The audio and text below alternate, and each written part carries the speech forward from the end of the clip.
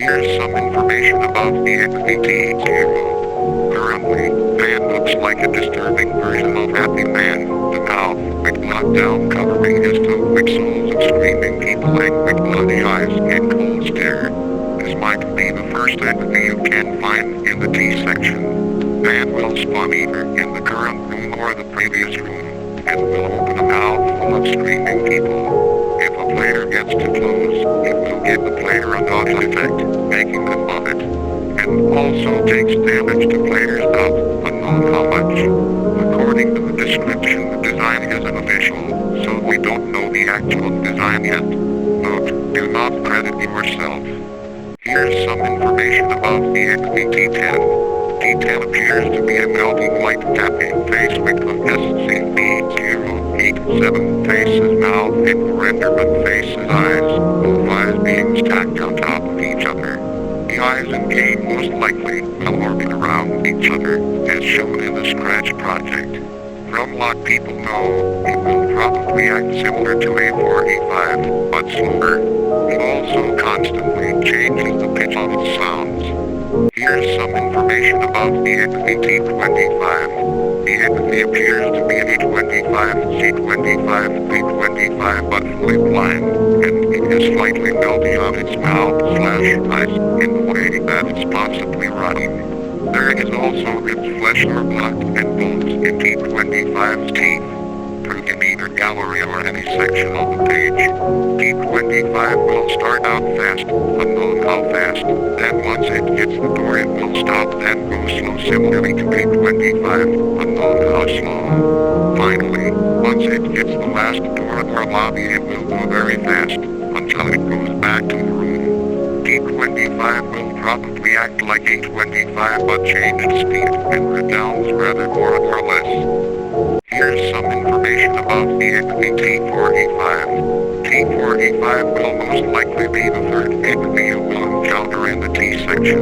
T4E5 is most likely A4E5, but has darker appearance and rotting. Its color is a darker version of A4E5's color. Its mouth is open like A4E5's oldest appearance, and has wider smile like C4E5. It will transition between green and normal dark yellow color. At the opening of T4E5, most likely, it will probably make a spawn queue, and probably will behave like most of the rushers. Here's some information about the XBT-60. Unfortunately, there is no confirmed appearance or mechanic as of now due to the T section still being worked on. Here's some information about the XBT-83.